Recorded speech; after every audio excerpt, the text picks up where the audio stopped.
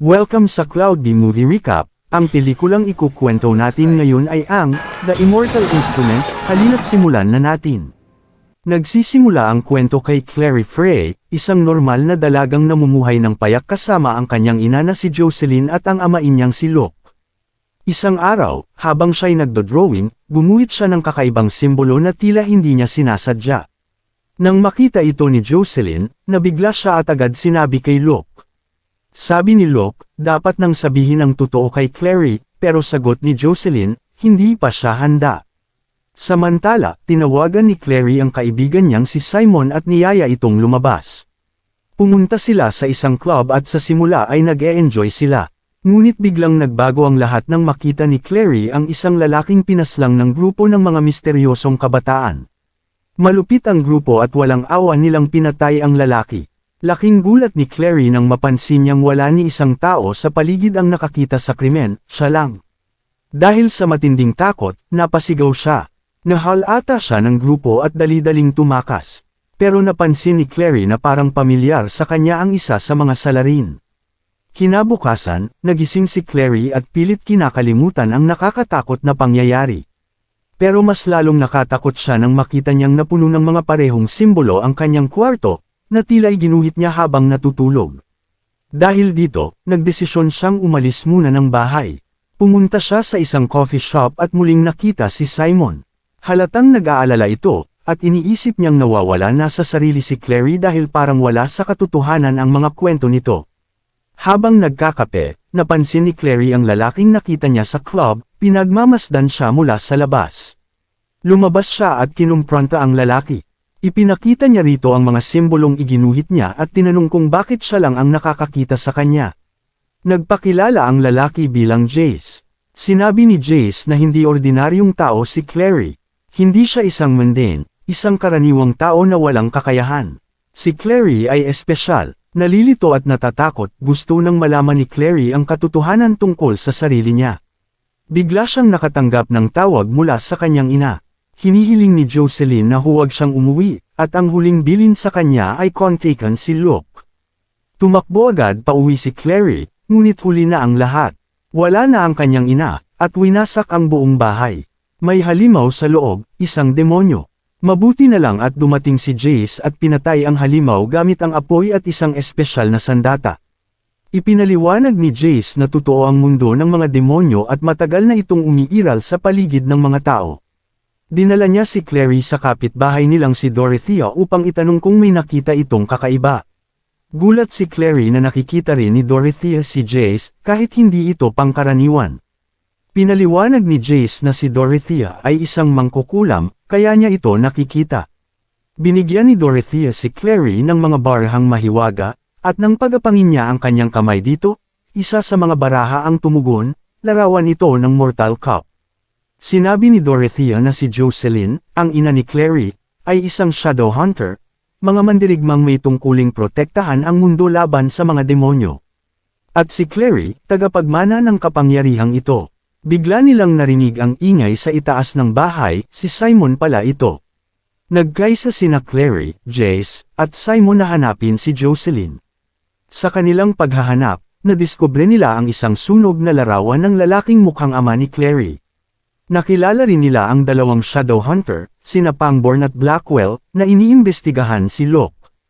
Sa kanilang interogasyon, sinabi ni Luke na wala siyang pakialam kina Clary at Jocelyn, ngunit tila hindi totoo ang kanyang mga sinabi. Habang lumalala ang tensyon, nakipaglaban si Jace sa dalawang shadow hunter at tumakbo si Clary. Sa pagtakas nila, inatake ng demonyo si Simon, ngunit ligtas siya nang dumating si Jace at pinatay ang halimaw. Tumakas ang tatlo at nagtungo sa isang lumang Gothic na katedral na hindi nakikita ng ordinaryong tao. Ayon kay Jace, pinuprotektahan ito ng mahikang tinatawag na glamour. Pagpasok sa institute, biglang nawala ng malay si Clary, nalasan siya ng demonyo. Inalagaan siya ni Jace sa klinika. Ipinakilala rin ni Jace ang kanyang mga ampon na kapatid na sina Isabel at Alec. Ipinakilala si Clary kay Hodge Starkweather, ang guro ng mga shadow hunter sa institute. Dito, unti-unting ipinapaliwanag sa kanya ang mundo ng mga shadow hunter. Nagpadala ng lihim na mensahe si Jace sa Silent Brother sa Silent City, isang sagradong lugar kung saan naruroon ang mga misteryosong taga-bantay ng kaalaman. Hiningi ni Jace na saliksikin ang alaala ni Clary upang malaman kung sino siya talaga. Sinubukan nilang pasukin ang isipan ni Clary ngunit may isang malakas na spell na humaharang sa kanyang alaala. Matapos ang maraming pagsubok, bahagyang nabuksan ang kanyang isipan at lumitaw ang imahe ni Clary habang iginuguhit ang isang angelic rune. Isa lang ang malinaw na impormasyon na nakuha nila, pangalan ng isang nilalang, si Bane. Napagdesisyonan ni Clary at Jace na hanapin si Magnus Bane, isang makapangyarihang warlock na naninirahan sa Brooklyn. Sa wakas, natuklasan nilang si Bane ang mismong naglagay ng harang sa alaala ni Clary, alinsunod sa kahilingan ng kanyang ina. Paulit-ulit siyang dinala ni Jocelyn kay Bane upang protektahan siya at maibigay ang isang normal na buhay, malayo sa panganib ng mga demonyo. Sa paglipas ng mga taon, napagtanto ni Bane na patuloy na bumabalik ang mga alaala ni Clary at napakahirap itong hadlangan. Samantala, nalaman ni Clary na dinukot si Simon ng isang grupo ng mga vampira. Sama-samang sinubukan ng grupo na iligtas si Simon matapos siyang dalhin sa isang hotel na nagsisilbing pugad ng mga vampira. Matagumpay nilang nailigtas si Simon ngunit inatake sila ng napakaraming vampira. Habang ginagawa nila ang lahat ng kanilang makakaya sa pakikipaglaban, tila mas makapangyarihan ang mga kalaban. Biglang dumating ang isang grupo ng mga lobo at nakipaglaban sa mga vampira. Nakipaglaban si Clary sa isa sa mga lobo at sa huli ay nakatakas ang grupo habang nailigtas si Simon. Matagal bago tuluyang gumaling si Simon dahil sa matinding pinsala na tinamo niya sa labanan. Ipinapayo ni Alec na bumalik si Clary sa normal na mundo ng mga tao dahil inilalagay niya sa panganib sina Jace at ang iba pa sa kanyang presensya. Dumating ang kaarawan ni Clary. Nagkasama sila ni Jace at nagkaroon ng romantikong sandali. Pagkatapos, bumalik sila sa kanyang silid habang naghahanap si Simon kay Clary sa kung saan-saan. Nag-usap sina Simon at Clary tungkol sa relasyon nila ni Jace, ngunit ipinagtanggol ni Clary ang sarili sa pagsasabing kaibigan lang niya si Jace. Narinig ito ni Jace at nalungkot siya. Ipinagtapat ni Simon na matagal na siyang may pagtingin kay Clary mula pa noong bata pa sila. Nalito si Clary at bumalik siya sa kanyang silid upang mag-drawing sa kanyang kwaderno. Doon niya natuklasan ang kanyang kakayahang itago ang mga bagay sa loob ng libro. Napagtanto niya kung nasaan ang Mortal Cup at nakaya niya itong hanapin.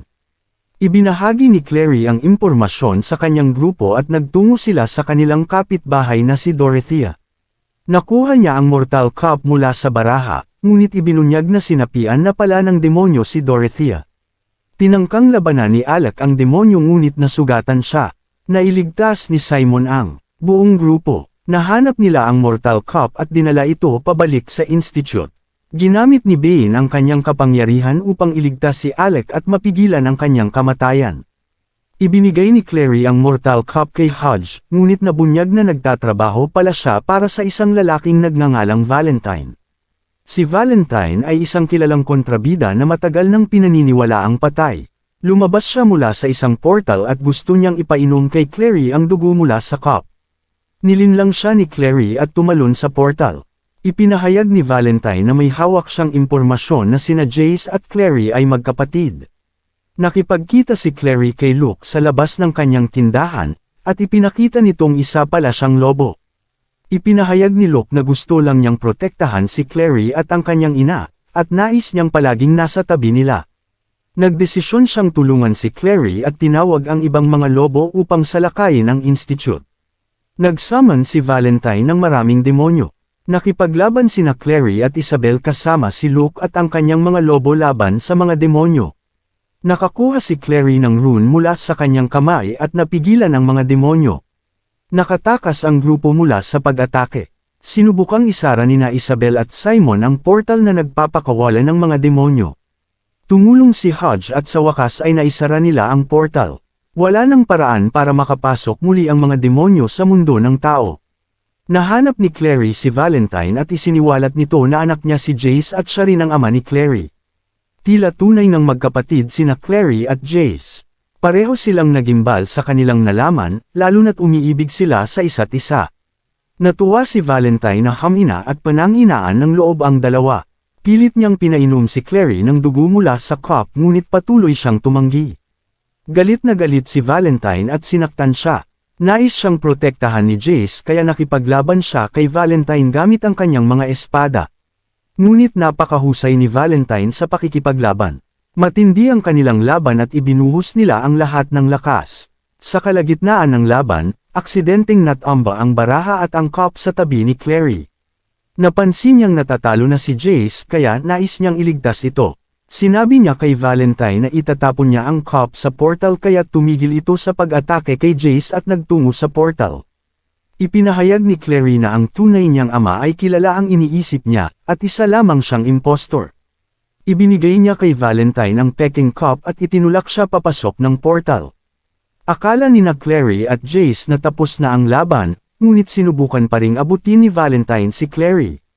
Nagkaisa sina Jace at Clary upang tuluyang isara ang portal, at naputol ang kamay ni Valentine. Sa wakas, tapos na ang labanan. Nagsimulang umulan ng nyebe habang naiwan si Jace at Clary na magkasama.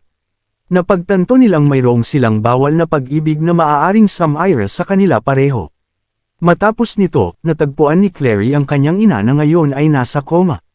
Nilaso ng kanyang ina kaya kailangan itong dalhin sa ospital.